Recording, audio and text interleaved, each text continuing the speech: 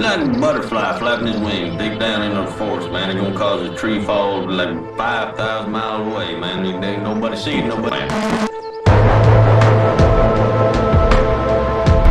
Man, see, like, you don't even know, man. It's like you're born into this world, man. And you got like that, man, the dust and wind, man. Or like the dang old candle, man. It don't matter, man. Please all the time.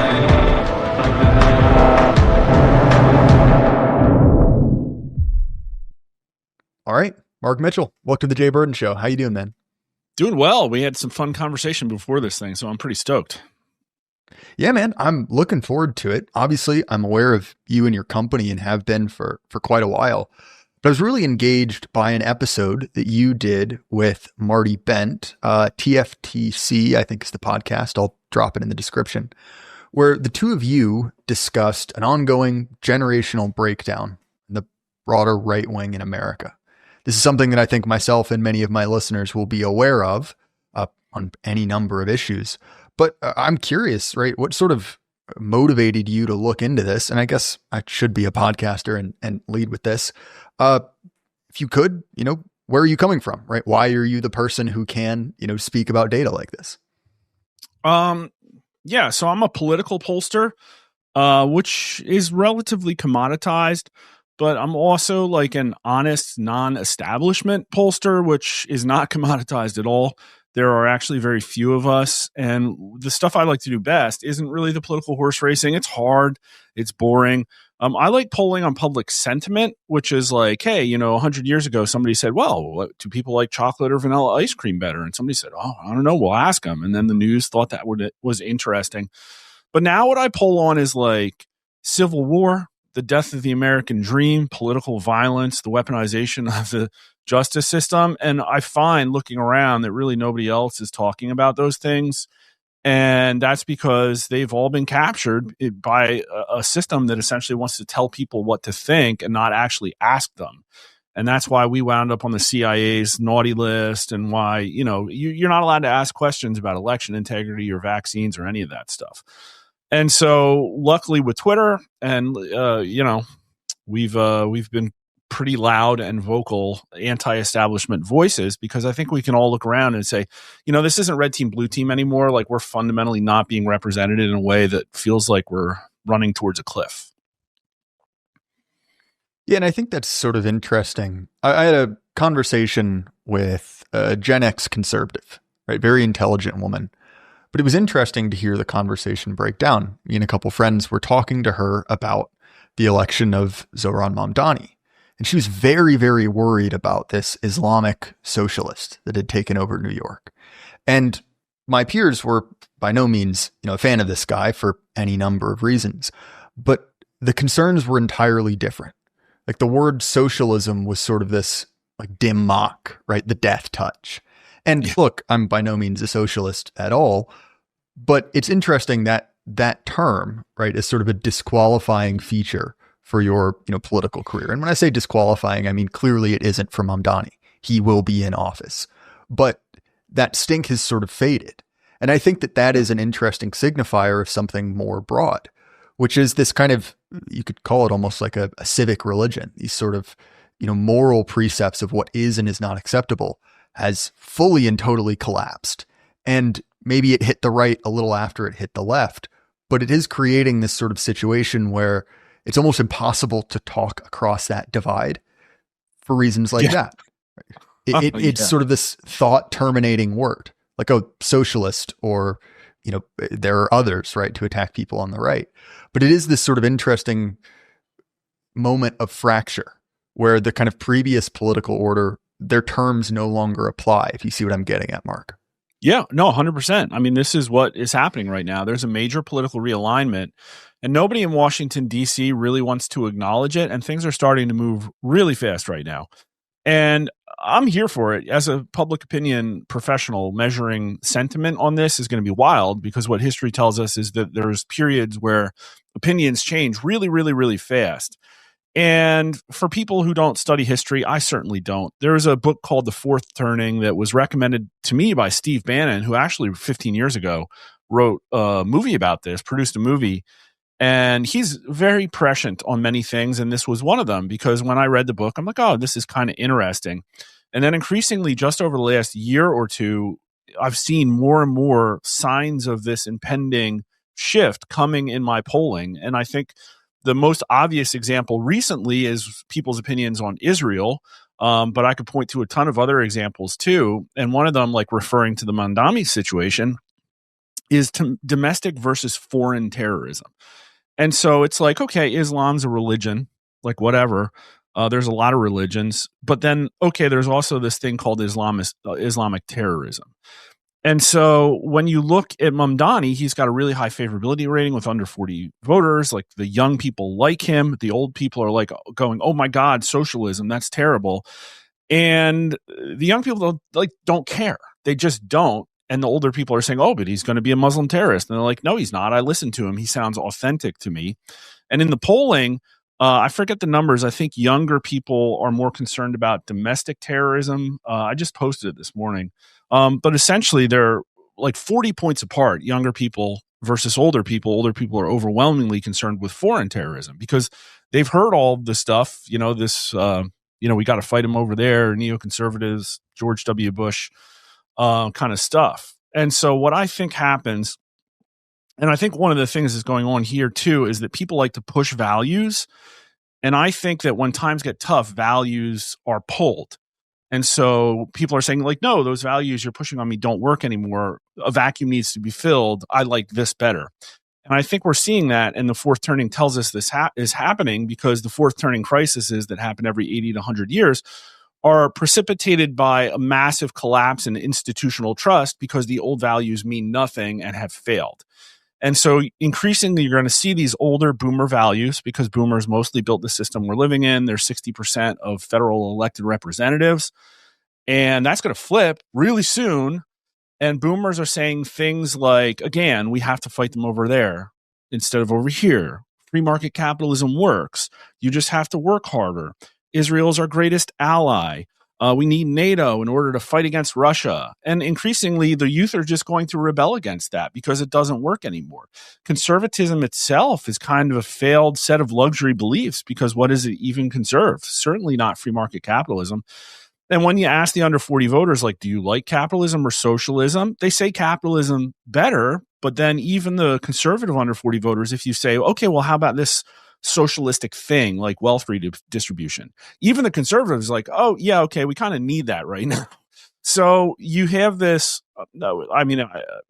there is a very straightforward one-dimensional political axis, right versus left. It doesn't work anymore. Increasingly, we have the horseshoe of politics where right and far left are meeting towards focusing on the failed system that doesn't work for everybody anymore. And that's why you see things like J.D. Vance polling very well because he talks like economic populist, and he gets beaten by Bernie Sanders. And the way those two people talk on certain things are not very far apart. It all just comes down to like, well, how are we going to fix it? So I think that's really what's going to define politics over the next couple of years, which is increasingly people are rebelling against the people in power, and the youth are going to win. It's just a matter of time. If they're 15% of Congress right now, that's going to, and boomers are 60, that's going to completely reverse in like 10 years. Well, and that's sort of why, and there's all these different colorful ways to describe it. The one from 4chan, right, is the day of the pillow. But we are Yep. It's a bit grim, but it is sort of funny. We are about to reach, and depending on who you ask, it's either in 4 or 6 years. You probably know better than I, but the point at which we reach 50% baby boomer mortality. Now, obviously, the way mortality tables work, it goes quickly, right? Even in an era of, modern medicine, right? And I think that 80-year, you could have like fourth turning. I think a large part of it as well, and this is something I've seen both on the left and the right, is that there's a large number of people who don't have the buy-in necessary to assume the traditional conservative position of status quo defender. Because when you have young men who, for any number of reasons, there's been a piece out in Compact about this, but were, locked out, to traditional ways of accumulating money and status. And then also just due to, a combination of inflation and, high asset values, becomes very difficult to become a property holder, to have a stake in society, literally. Well, you're going to see people sort of throw up their hands and say, well, let's turn the table. Like, let's just set this back to zero. I stand proportionally a better chance. And I'm glad you mentioned domestic terror because, I've been kind of, I sort of came into my, political awareness during, the first Trump term when, left-wing political violence sort of reemerged. And so for effectively my entire adult life, you have seen this sort of worrying spiral of violence. The one that I always mention that no one ever talks about is those, 12 guys who set up an L-shaped ambush outside of an ICE facility. Where it's like, okay, they weren't successful. It's not like there was a huge body count, but you look at that and you're like, okay, well, that's 12 guys with some semblance of organization. That's way more than admittedly tragic cases where, some guy reads Catcher in the Rye and decides to go, take a scalp or something. Yeah, and exactly. I think that and I'm, maybe this is kind of left wing or, socialist messaging, as we could say, but when you have that sort of dispossession, when you have people who don't really have a lot to lose, they don't have a mortgage that would go unpaid if they're in jail or a wife who would go, hungry. Well, those sort of drastic actions are incentivized, or at least less 100%. disincentivized. And I think that that's one of those things that I feel very frustrated with talking to conservatives, because it's like, one, like, what happens now? Like, they shot one of your guys literally in 4K video. They tried to shoot Trump twice. Like, where do you think this goes? And if you don't provide those people, one, sort of harsh deterrent, which has been lacking, and two, to be honest, something else to do, something constructive to do, like, where do you think this political violence goes? Because it doesn't just stop because you're upset about it. No, it's coming. It's just a matter of how and who, I think, really, to be honest with you. And that's why I've been screaming louder and louder. I want to avoid this scenario. The fourth turning crises are almost always hot. There's almost always blood, Civil War, World War II, the Revolution, going back, probably some crap with the Indians and the French. I don't know. But it's the numbers say that this is coming. 43% of America thinks a civil war revolution is coming in the next few years. It's a majority. I think the number was 56% of under 40 voters. That's not good. Number one concern right now in America is political violence. 90% of people are concerned about that. That's more than inflation. It's just sick. Over a majority of people thought that there was going to be a violent reaction to the 2024 election, including leftists who think it's more likely that the right is going to pop off because of the January 6th psychological operation that's never been healed. Like, where the hell is our Jan 6 commission? And I've been really outspoken about this because I think that the Republican Party is just completely MIA, like not fighting this, just AWOL. I've been posting like the Shia LaBeouf, like, just do this meme. Like, what are you talking about? Why isn't anything happening? And I think the under 40 voter also is most fixated on systematic reform. I've called it burn it down politics, and that sounds pretty inflammatory. Nice pun. But they want to replace a failed, unethical system with something that gets back to, in my opinion, core ethics of fairness and justice and honesty. And I think that's the key to the under 40, the Zoomer, and the millennial politics is they just want fairness. Like, why doesn't this system just work? They want a restoration of integrity. And that's a pretty strong body politic. You know what I mean? Like, if you're an objective thinker, it's pretty easy to look at any policy and say, like, no, that's stupid. We shouldn't be doing this transfer payment. No, we should get these people the hell out of the country because it's not better objectively. We have stats. And even the ones on the left, like, kind of talk like that. And so the problem I see here is that, like, Trump captured the youth zeitgeist. He got literally shot, right? He got into power on retribution and building a golden age for America and draining the swamp. And he's literally delivered nothing on that. It's like he's the biggest person in America who forgot that he got shot. And I understand that there's limitations. I understand that it's tough to arrest these people and get it to stick. But I think the way, and I don't want to put words in your mouth, but Zoomers want people arrested. And when they were happiest with Trump, it was during the peak Doge. You could literally go to Google search trends and type in Doge. And when it peaked on the last week of February, go straight to RasmussenReports.com and look at Trump's under 40 approval rating. It was 60%. And so every Republican in DC should have been like morally bound to understand why they finally did something that wasn't retarded and why the youth vote actually like Republicans for once. And they didn't care. They shut the Doge down. And this was the same week Donald Trump is quoting Napoleon Bonaparte. And I mean, I just have poll after poll after poll. First, that shows that life is terrible for the under 40 voters in a way that even you, like, I don't know if you want to get into or not, like very much understated. The societal fabric is basically, the social contract's gone for the under 40. It's just gone. And I'm 45. I saw the whole thing fall apart. Like I had my career stolen from me by the H-1B program that got passed in the law in 1990. So this touches me too. But it's like if you're in power and you were given a mandate and that mandate is brutally reform the government because everybody needs it. They're begging you. Only 30% trust the federal government. And then the reality is, well, the system doesn't work. We're never going to get any of these people arrested. Like Comey's going to get off scot-free, and that was just one arrest. Then I kind of think that you have an ethical obligation to burn that system down, be an accelerationist, arrest all these people, get the evidence out, and then fine, they're going to skate.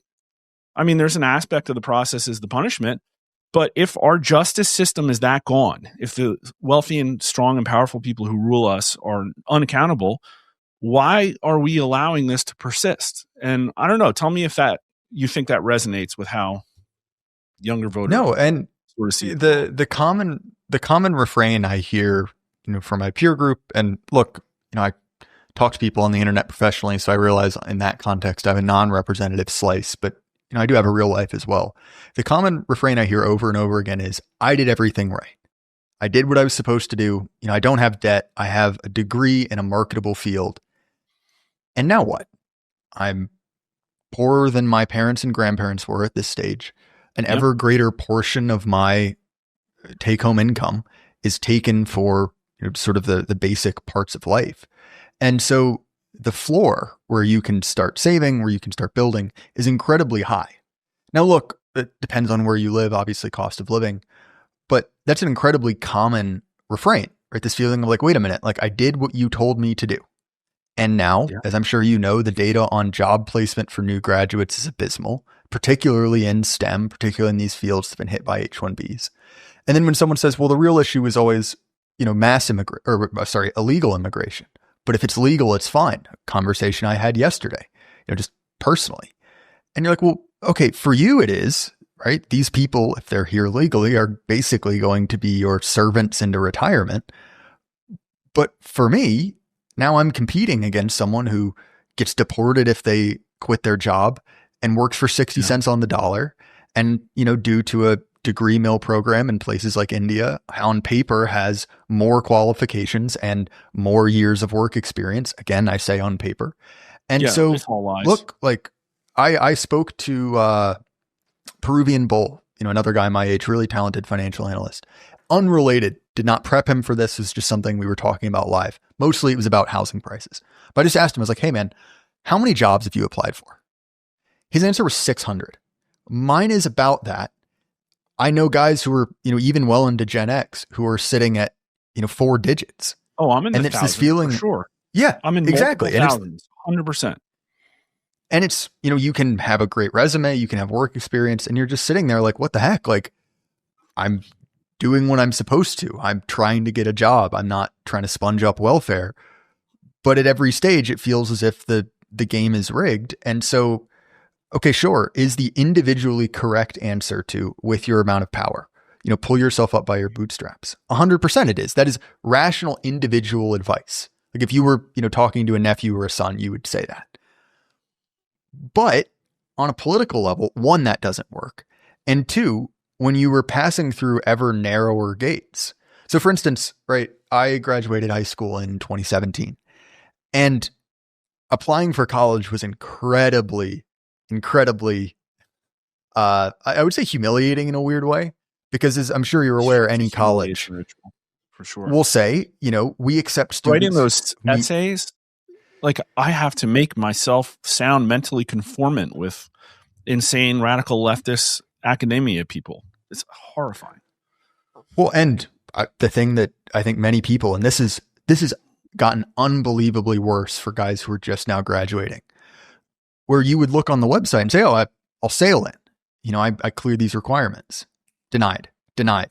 So you're looking at it, you're like, wait a minute, and obviously college choice is not the biggest deal in the world. It feels very much like that when you're 18. But you're like, wait a minute, I'm getting sandbagged. You know, I'm basically 2 tiers below what I should be. And you take that forward into hiring, you take that forward in everything. And I think you have an explanation on 2 levels. One, why many, particularly young men, are basically saying like, well, screw this. Who's going to fix it? I don't care how. Yeah. And also, sadly, depending on your perspective, this is the rebirth of identity politics, right? You have created a definite group of people who are unified by some immutable characteristic. That's coming back one way or another. I'll disagree with you there, and here's why.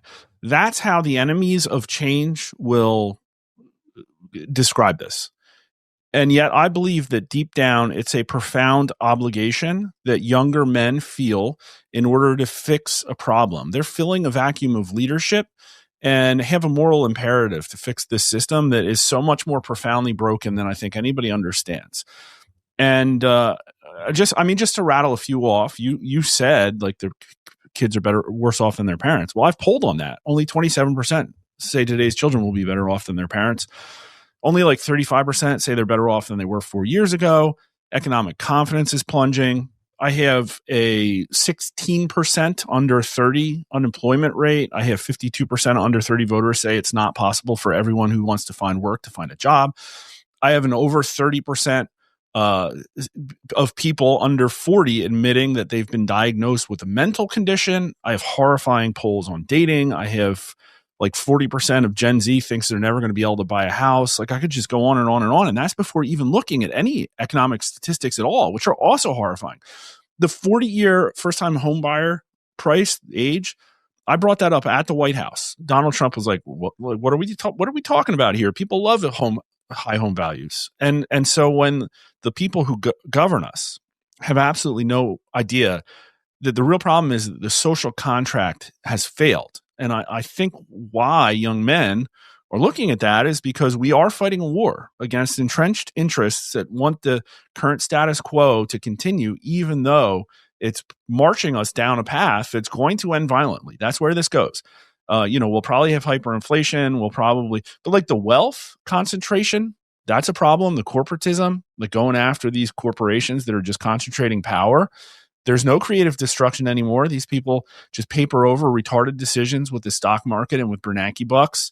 Like everything is literally corrupt, and you're going to have these massive corporations that act as like quasi, like global, like countries basically. And Amazon might as well be a country, right? It's unaccountable to the U.S. government who's been captured by it.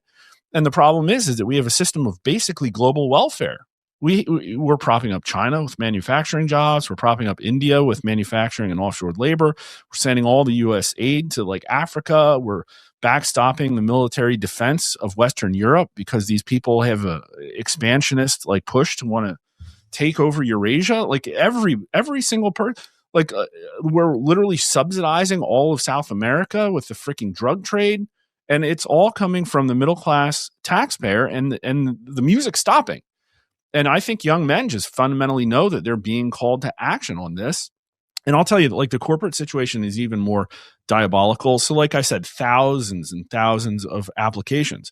But I was able to see in real time, I have a weird career. I was like Navy, then like banking, then I went and got my MBA, then I was VC, then I was in like tech companies. My last job as a Walmart corporate, I saw the H-1B abuse. It's 10 times worse than anybody says. But I saw in real time as the actual return rates on my applications diminished over a 10-year period. Now, could I get a job? Like, could I go network to the C-suite and like kiss somebody's rear? Yeah, I probably could. But like, we're the people that should be fixing these corporations because of the objective decision-making process, the lack of feeling of a need for everything to be agreeable, for this consensus-seeking feminized behavior. So there's this crazy article that just came out that JD Vance referred to that everybody's looking at now. And it was in, I don't know, you know the one I'm talking about? Yeah, it was Compact. It was the one I mentioned earlier, I believe. Okay, yeah. So this is, in my opinion, the most important snippet, and that was a great article because it had a lot of stats, like you said, about white young men being replaced in all these companies. But what was interesting is it picked 3 industries. It was academia, it was TV script writing. What was the third one? I don't know, but it was like a non H-1B industry. None of these were even H-1B industries. And that's even worse because over 60% of Walmart engineering, for instance, is Indian foreign national. But this is the part that tells me that young men need to really step up, because the corporations, who are one of the reasons that we've been so economically and competitively successful, our ability to innovate and create amazing products that the world wants. So this is one of the vignettes that they were covering in this article. And I think this was journalism. That was the third. And this was about a guy that works in journalism. Andrew, for his part, was unable to adopt the performative allyship that had become expected in the newspaper. I always thought that I was an effeminate nerd growing up, but my way of expressing myself now puts me on the most masculine end of men in the media. I started to pick up on the fact that there wasn't much room for people who even speak in my timbre. And what does that mean? Well, it's why I wasn't really wanted at Walmart corporate either, because I would get in and my job wasn't about fluffing my resume and kissing my boss's rear and hugging it out with other teams, patting ourselves on the back for saving brown people all over the world or whatever, right? I would say, well, look, your team's screwing up. You messed up 100,000 customer experiences. Why isn't that fixed yesterday? And when are you going to fix it? Why didn't you put that on the roadmap already? And how many times am I going to have to follow up with you, you retard?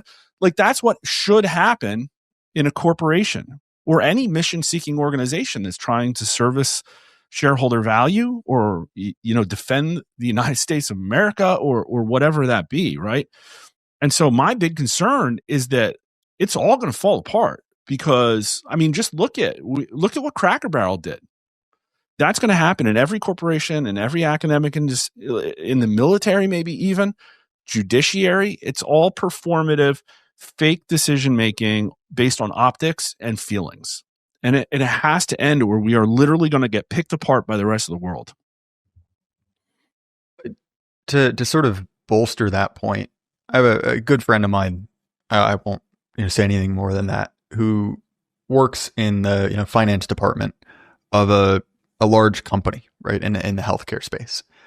And he's kind of on his own island, but he hears things from everywhere. And so he was working on this and preparing financial reports, and it was grim. Things were not going well. And he prepares this report, sends it off to his boss, and then 2 or 3 weeks later, when he's in the meeting, it has been recast. And this phrase, which I've heard now echoed elsewhere, well, we're not doing well, but we are doing good, was sort of the way to spin it. The idea that the mission is not necessarily what it says on the tin, right? To be a XYZ company to service those sort of needs, but it's to kind of service this broader, ill-defined good, that is sort of, as you've said, completely and totally performative. And look, if that's one company, even if it's in a small market where it's important, if it goes away, something will replace it. But when that becomes every company all at once, you're sort of starting to look at this and you're saying, well, like, where does this go? Because you're creating this bizarre situation where you have this sort of untapped talent pool, people who are capable and competent, who are doing something. Now, they might not be doing something particularly productive. In fact, I think this is a large part of the reason you've seen the growth of like social media influencers, is that it is a way you can make money. It is a, rough meritocracy. And look, like, I realize the irony of making this point on, a podcast that I have, but like, that is individually rational. But then you have that person not doing something actually productive in the system that makes the world better, not producing something. Yeah. And so it's this brain drain. And that's even assuming it's something relatively innocuous. But you are both harvesting out, the sort of IQ and the sort of functionality out of existing institutions, pushing it to the outside and giving those people no direction. To me, that seems fundamentally unstable, even setting aside the sort of national concerns you mentioned earlier, which is other countries are not making this mistake. Yeah, there's going to be a major competitive problem, 100%. And you're seeing it across all industries. Go no further than like what's going on at Disney with Marvel.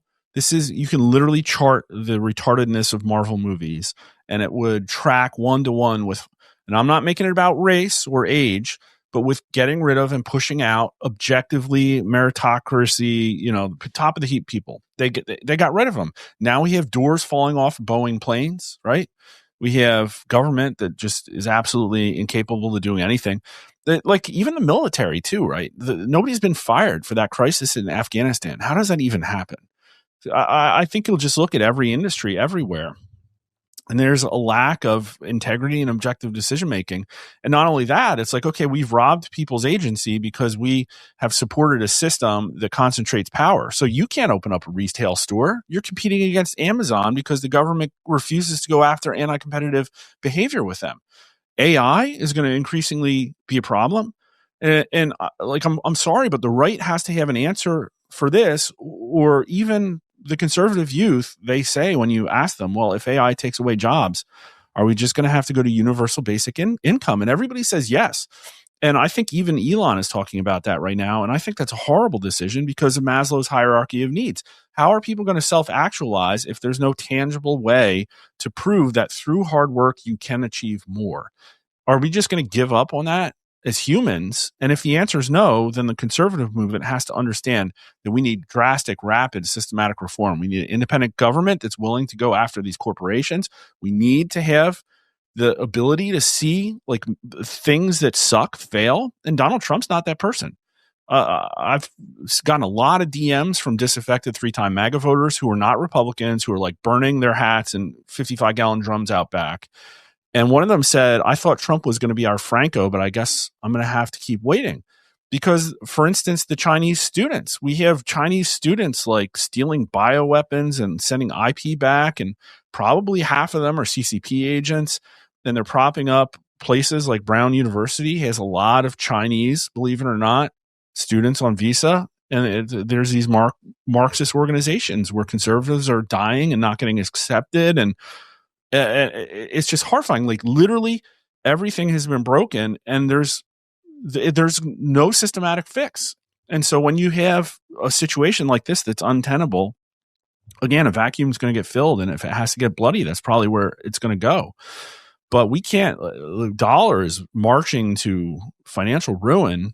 And it's almost looking at Trump as like, we're in such a dangerous situation because he keeps pushing the Overton window right.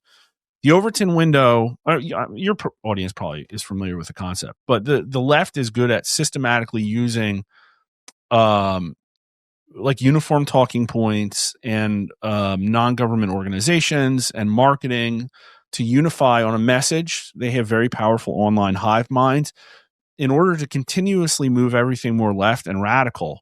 And the right doesn't have any counter manding forces. There's no equal and opposite push on the Overton window.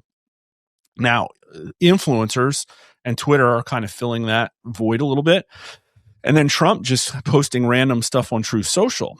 But when you push the Overton window right, and yet there's no political weight or backing to any of this, that creates an issue too, because these radical people are going to get increasingly desperate to prevent the sliding ubiquitously to the left.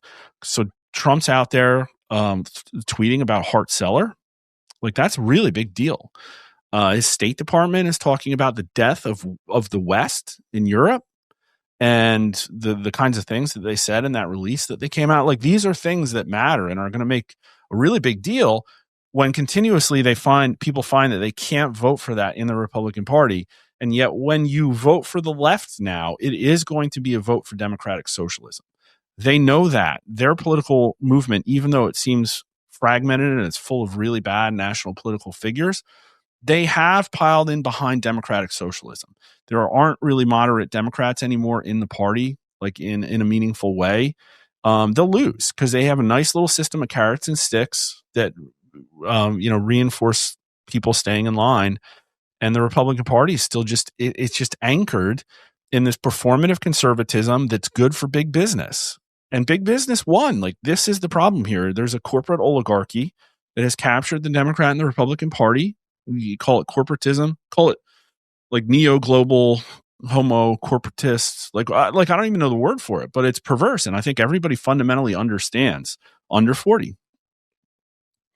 So several things there. You mentioned Franco, and one of the stories you've sort of seen this pick its head up every 3 or 4 years is the idea that, and it's normally expressed in kind of breathless tone. It's like, oh, younger people don't care about democracy.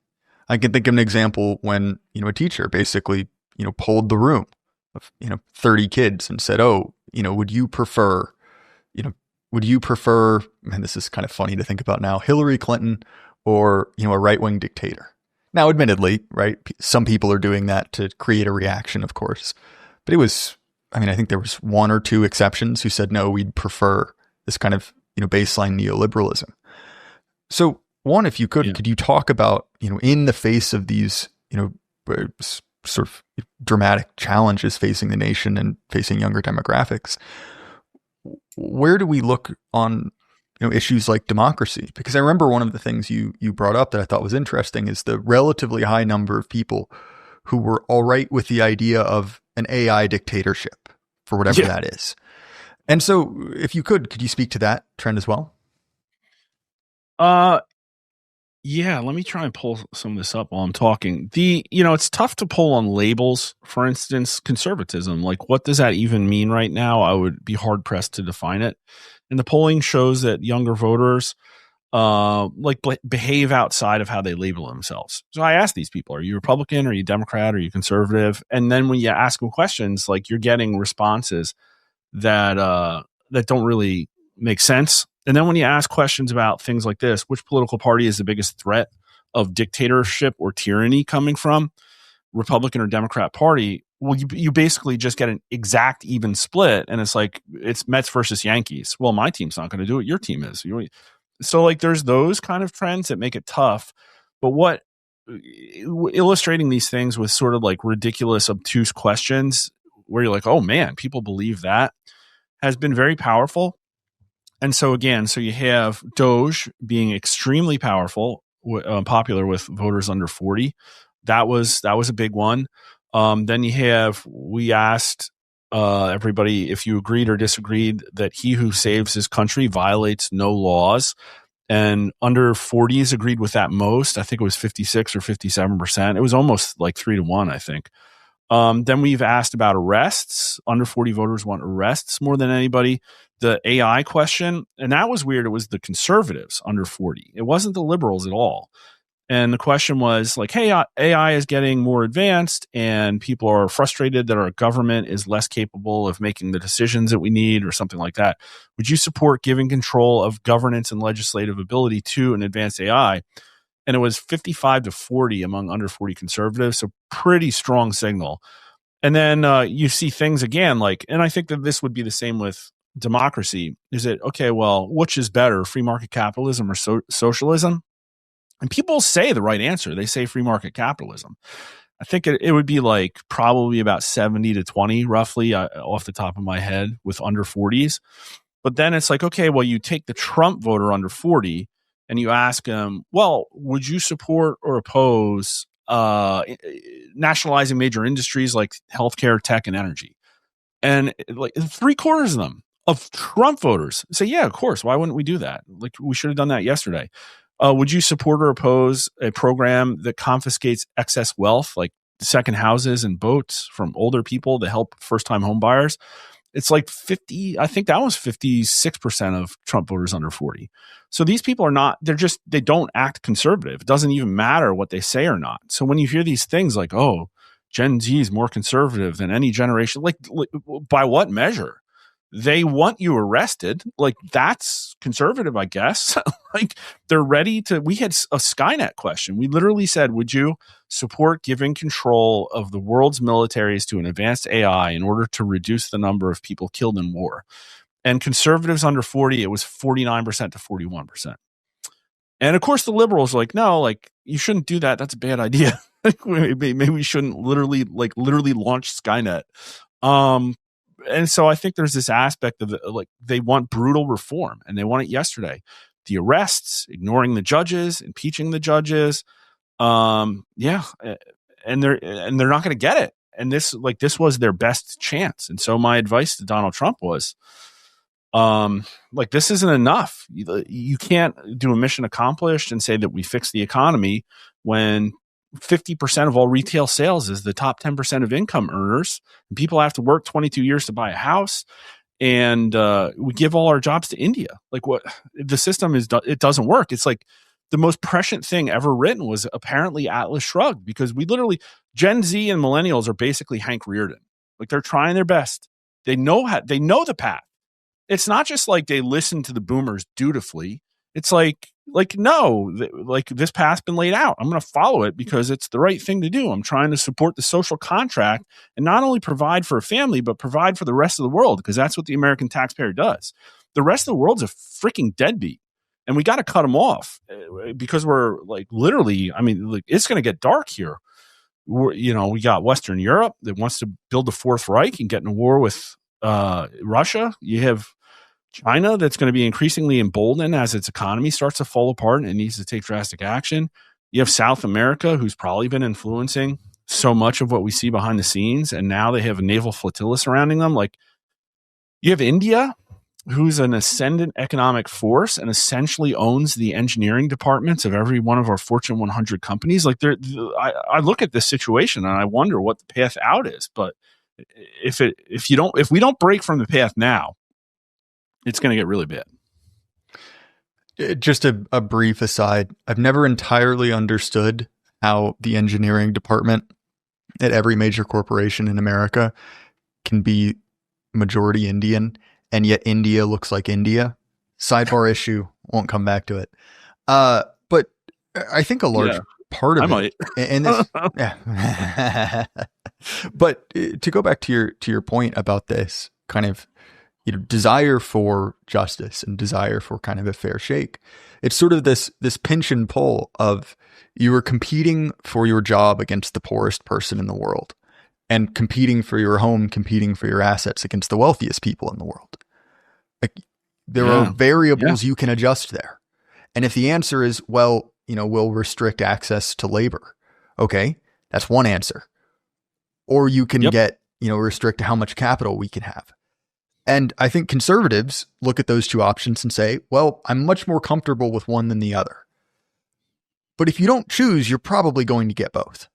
Or alternately, this thing becomes so unwieldy that it just descends into Brazilification. But fundamentally, staying in the middle is not an option. Just freezing this forever. Because as you said, the demographic trend, of the baby boomer generation passing away is going to push the country into the hands of the youth. We understand the relative voting patterns here. And so I'm especially frustrated with older conservatives because it's is the answer quite simply, frozen corporate conservatism for as long as we can hold on to power, and then whatever happens after I die is indeterminate? Is that what you want? Because that doesn't seem to be a particularly conservative idea. Well, conceptually, I guess. But also, right, you've got to understand that, if you're one of the last guys there, things will be fairly unpleasant for you. We've already seen this with the rhetoric towards the Trump administration. Pete Hegseth has been threatened with, being sent towards The Hague, right? Yeah. Let alone the political violence. So even from sheer personal preservation, you'd assume that people would understand that there is a lot of anger here. And yeah. And I guess I'd answer it this way. Everybody knows that morbid obesity makes you 6 times more likely to die by the age of whatever. Everybody knows that sitting around on the couch and gorging yourself day after day after day will kill you. And yet how many people die on the couch? Fat, overweight, with heart disease. And I look at the Republican Party and I think it's basically that. Everything that comes out of their mouth is a bunch of BS about how they're going to start a Couch to 5K program maybe someday. But it's dude, you just got to stop eating. It's not hard. People do this all the time. but it's like the political will is not there. And the reason I'm successful at my job is actually I'm not a DC insider. I came from outside of politics, and the polling actually wasn't that hard if you're not trying to like basically shill for a broken system. And I go down there and I visit and I talk to Republicans, and I'm just not, it's not working. I talked to a Republican congressman on the Hill, and I think a lot more of them are principled than you would think. And obviously they have ties to big interests, and they're going to make decisions that are in the best interest of those people first, obviously. But they will push back against these problems, but there's no force or weight or strategy or unity. There's no system saying, well, this is what conservative means, and we have to do this right now. And so Trump has filled that vacuum with MAGA, which increasingly appears to be just whatever the hell Trump wakes up and thinks about on a daily basis, depending on who he talks to. And unfortunately, right now, who he's talking to is Lindsey Graham, Sean Hannity, Larry Ellison, and Miriam Adelson.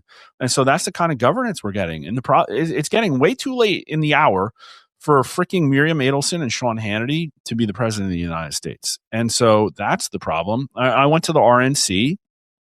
Again, nice people. Joe Gruters is new there. He seemed kind of cool. But when I talked to the political and communications directors there, and then seeing them interact with their grassroots, it was just like, hey, we got the right message. We just got to vote harder. It's like, you're going to lose. Then I talked to grassroots organizations, and they say, oh, there's so many grifters. All this money goes to like people like Scott Pressler, and he comes in and just takes credit and leaves. And no money's going to the people who actually knock on doors. And then they look at the state and local Republican parties, and it's like, oh, these people stand for nothing. All they try and do is get their establishment people to run.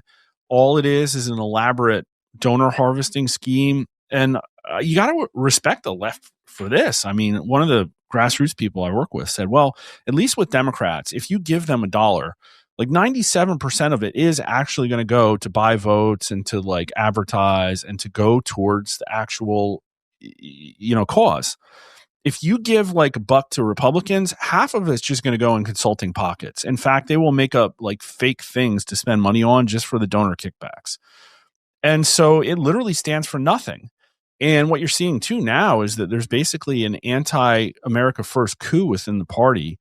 And I thought that they would wait until after the midterms, but it was so bold. It happened so fast. The second Trump slipped up a little bit, they completely reasserted themselves. And you saw it back in like right after the Tucker Nick Fuentes interview. People were trying to push Ron DeSantis again on the internet, and they're going after JD. I think that going after Tucker was sort of like a tangential way to try to attack JD. Like they were going after the head of the Heritage Foundation because of basically 2 words he said. And he was one of the first MAGA guys. Like the idea that the Heritage Foundation, this blows my mind. So you can see some people are trying, and Washington, D.C. is resisting every iota of change. The guy that they're trying to oust from the Heritage Foundation, Kevin Roberts, who called some people a venomous coalition, actually got on stage 2 days ago and said the word corporatism. I can't overemphasize like how profoundly bold that is, because my experience with all the think tanks is that Republican policy is literally just there to do as little as possible that they're able to get away with while keeping the major corporations happy. And that's literally it. That's the game. That's what all the money on the right in Washington, D.C. goes to. And you're starting to like see, I talked to the John Birch Society guy there at AmFest, and I'm like, okay, yeah, he's saying the right things. They're starting to wake up, but it's just so hopeless. And I was like really anti-Elon America party just 6 months ago. I was polling on it, and I said, no, it's going to siphon votes from the Republicans. It's going to make the Democrats win. Now I think it's time. They just need to put a bullet in this beast. They need to fund the American Party, burn down the Republican Party. We're probably everything's going to be censored. They're going to throw us into camps, but it's like, let's just rip the Band-Aid off. I hate to be nihilistic, but the Republican Party just is not structurally capable of competing against the impending wave of, and the bar's so low. Their leaders are terrible. AOC is going to be the president and JD should beat the hell out of her. But the Republicans right now are watching Turning Point and being like, hey, that's our future. And it's like, okay, it's one political organization, but what about your entire game? Did the year to date, just in the first 3 quarters, Act Blue, the criminal organization Act Blue, allegedly raised $1.3 billion. It's on track to do almost $2 billion this year. And it's going to have probably about $3.5 billion by the time the midterms roll around. And this thing could have been under investigation 5 years ago. And it's just not. And so it's like, they're going to impeach Trump. There's going to be an anti-corruption investigation into every single one of his cabinet heads. They're going to have an Epstein commission on the very first day in order to whitewash all the Democrat stuff out of the Epstein files. They're going to have commission after commission. They're going to have like hoaxes. They're going to probably try to shut down Twitter. The writing is on the wall. So, this is the big year. Are we going to really go into the midterms without a single person being arrested? I'm giving Pam Bondi another 2 months. It's like, well, at a certain point, it becomes like Führerbunker stuff, like hypothesizing ways that you can win it all back.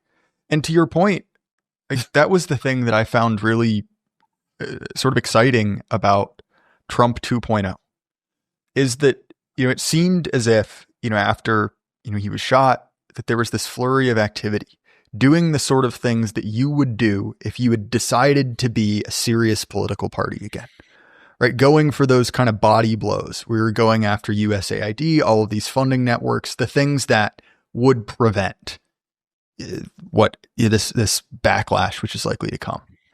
And then very quickly, it seems as if, all that momentum died. And even in the face of, as we both said, many of these people going to jail. I mean, look, like Trump and his entire family, even down to Barron, who's 19, can't get a bank account.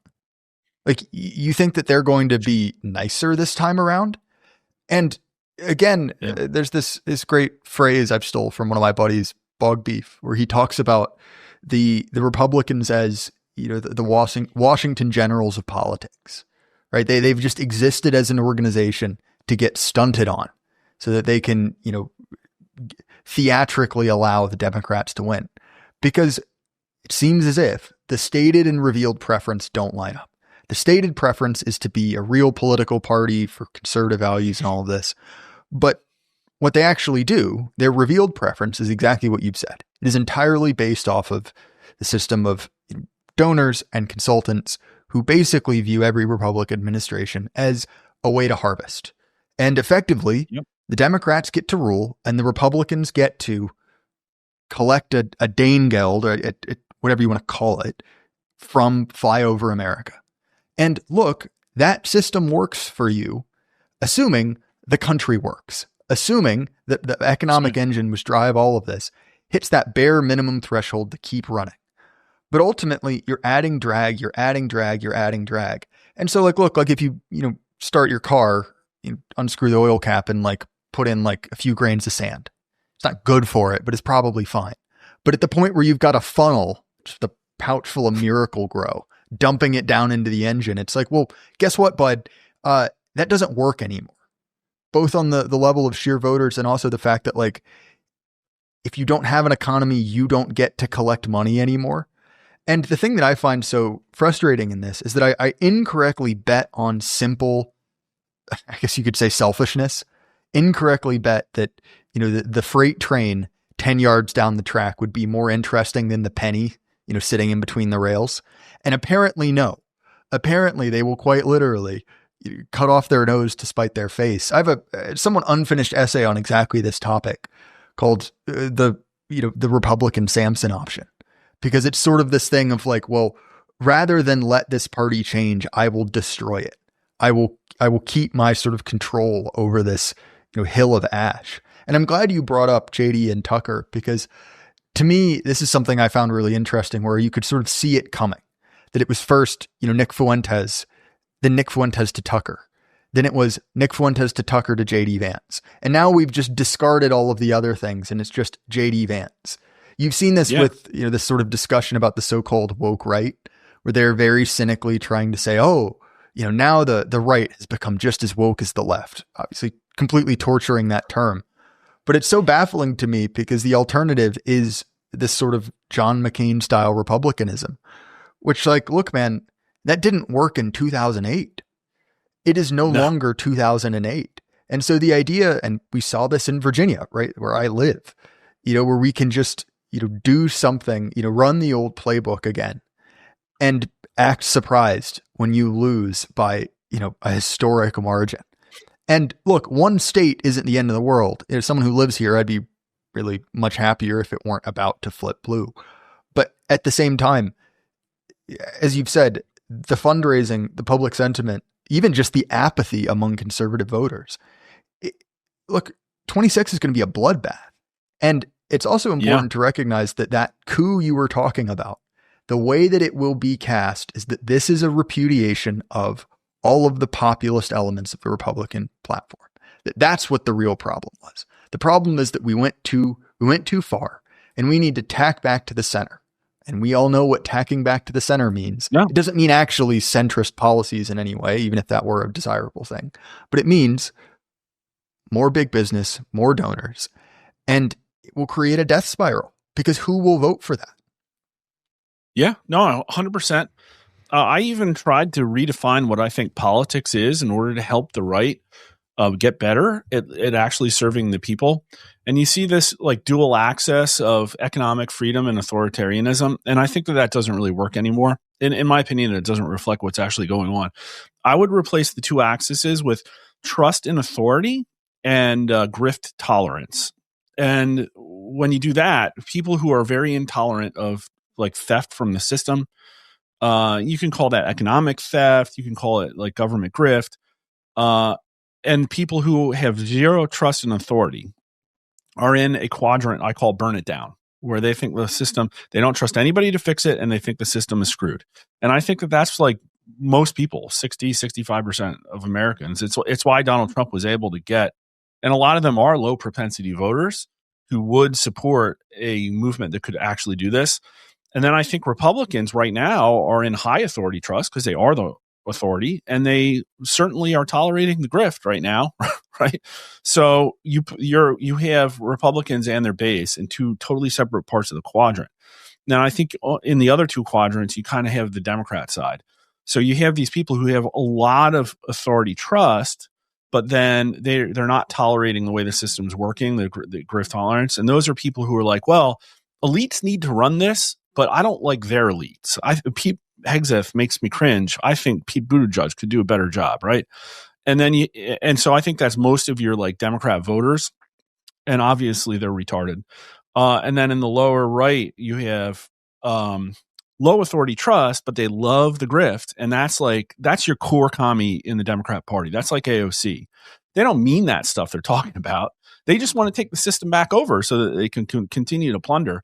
And like, I think that's where it is. And you're like, I don't know if bloodbath's the right term. It's actually kind of surprising how close the polling is. And so I think for the major elections, we'll be surprised that Republicans actually do better than maybe even the polling says. But there's a million miles between now and then. There is demoralization, certainly, but we're also, I think, going to see increasingly insane stuff out of the Democrats, which means that we might be more locked into like a really tight race where people are fighting over individual seats, because it's only Democrat plus 3 in the generic ballot, which means basically a toss up.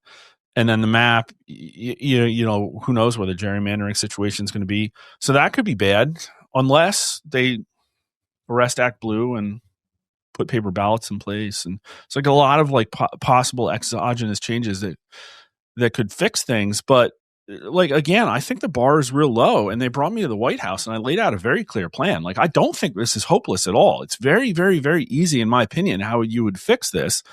But the problem is, I think that the Trump administration is just not capable of it. And the advice was very simple. It's like, sir, your approval rating is kind of okay, but the Republican Party is just seen as completely feckless and incompetent. And so you, in my opinion, instead of saying, well, we're already here, there's a golden age, because I brought down egg prices, that he should acknowledge the actual scope of the true failures of the system.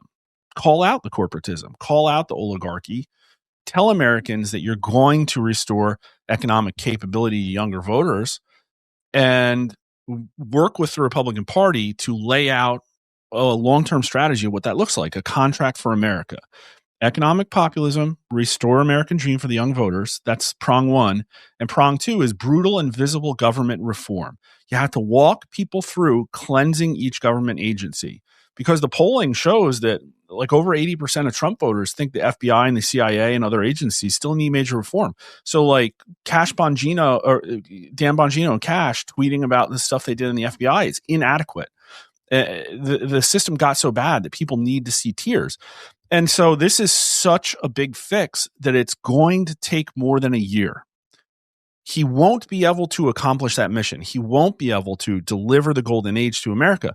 I said that he should show them a golden path. You could call it the fight, fight, fight plan for America, and just say what you're going to get done between now and November and give people a reason to vote for Republicans. And like nothing. And I'm starting to get really black-pilled, because I was looking, and Trump's talked more publicly about Miriam Adelson than he's talked about under 40 voters being able to buy houses.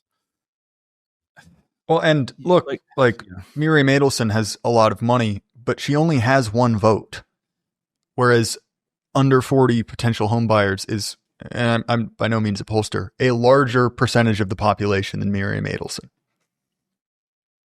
That's the problem.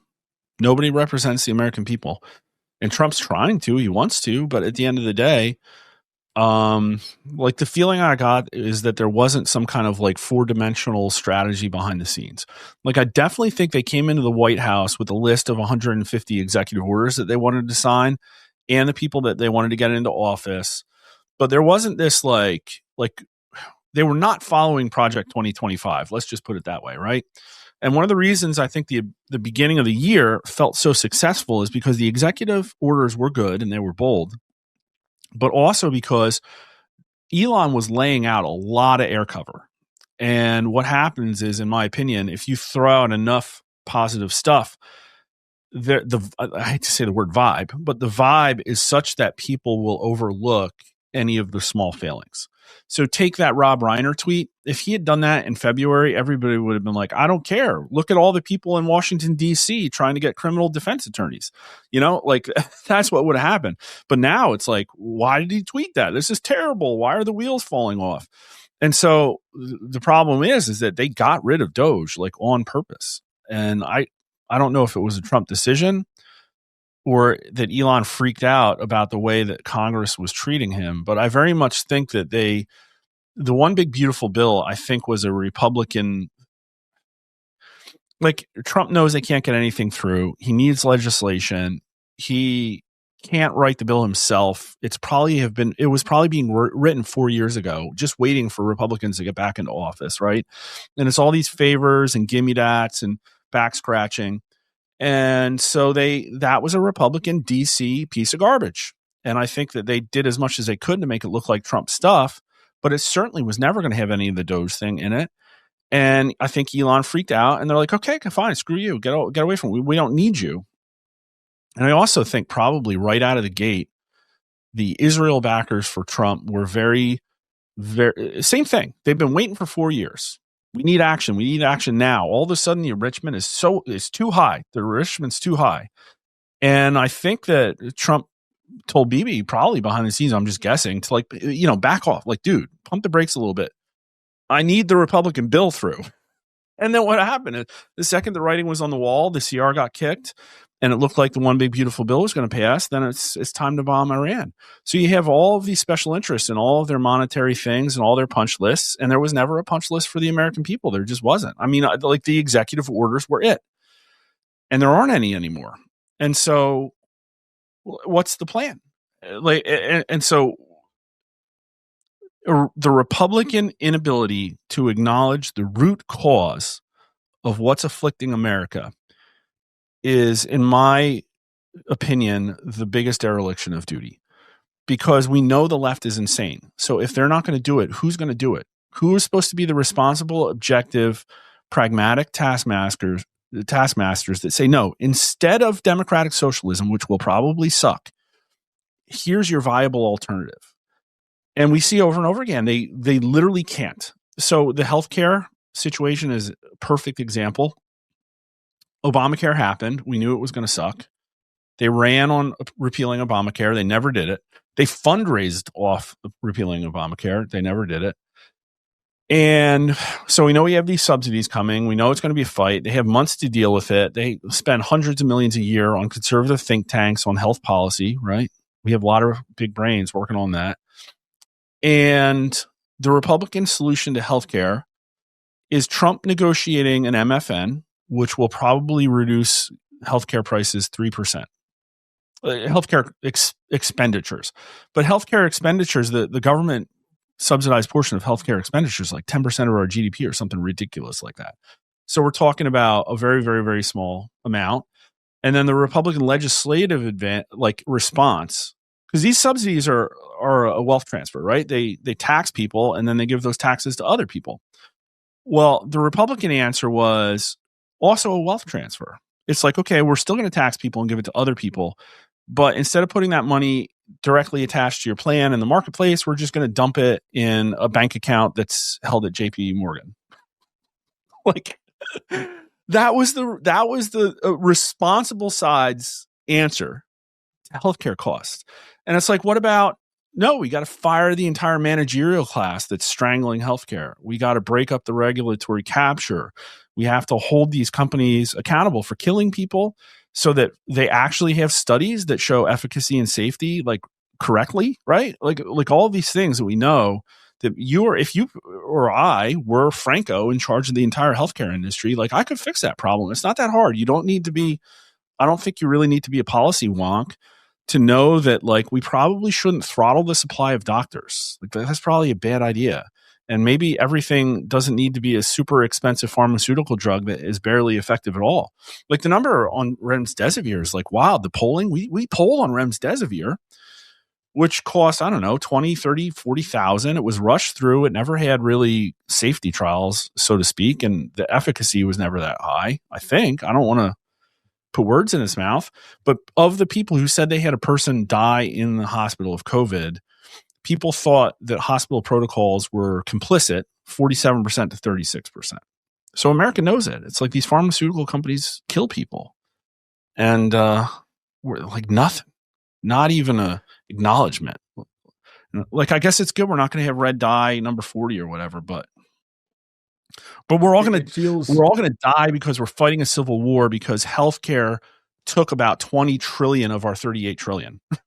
Like, you know what I mean? Well, what it's doing? The same thing you see like poignantly in like the UK or Europe, where they have a more formalized system, but it's like the entire state is being absorbed into a pension program, and that becomes the point of England is the NHS or whatever alternative systems are. And it's like, look, man, like that is a real possibility, and it seems as if the way we're going to do that is not through nationalized system. Yeah. But it basically comes out to the same thing. Like one of the few areas of growth, particularly in like flyover America, is medical systems, right? Is, whether you go to, hospice, which is one of the few areas that a lot of hospital chains make money. And like, if you know a little bit about this, I, worked in this industry, but effectively the combination of retirement homes and hospice are explicitly designed to reduce your net income, your net worth to zero by the end of your life, to completely take that from your family, redistribute it to that system. At which point it's like, well, even if people don't know that particularly, they see it. They see that, grandma died penniless. They see that, an entire generation of wealth just got absorbed into. How are you involved in the industry? That interests me because that's perverse. Because this generational wealth that the boomers received, that theoretically they should be passing on to their children, is going to be harvested by corporations. I won't say I worked for a medical company that provided, I'm being very vague here for obvious reasons. Sure. But specific medical equipment, oftentimes, I mean, you could very easily end up with it, but a lot of it was at nursing homes, or you'd see people who were at nursing homes or hospice, and you're like, I mean, not to be grim, but it's like, hey, look, like if you've really got 3 weeks to live, why are we running a heart test on you? Like, I don't want to be rude Yeah. here, but like Right. we know the prognosis. And then between that and knowing other people who worked in that industry, you see that. Like I can't say that, but there have been instances where a medical group connected to a hospital will get in trouble for fraud. And admittedly, this is caught within the system, but it's oftentimes not, particularly in areas like oncology and hospice, where they are deliberately funneling people into those programs because they're incredibly expensive and they can collect a lot of money. And so they will funnel someone who could have lived another 3 or 4 years onto hospice so they can take that and siphon it up. That is all alleged. Yeah. It's not. Oh, and kill them. Yeah, literally.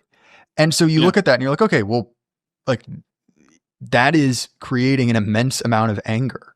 And when, you know, look, even Curtis Yarvin of all people was talking about this, what I thought was interesting, but he was talking about the fact that, you know, healthcare has sort of reached this point where even in his wealthy San Francisco bubble, large portions of people are simply making a bet, simply saying, well, I can't afford this, so I'll just roll the dice and hope that nothing happens. Yeah. And again, well, those are the people that have to pay for the end of life care for boomers. They're subsidizing boomers. Everything's about that freaking generation.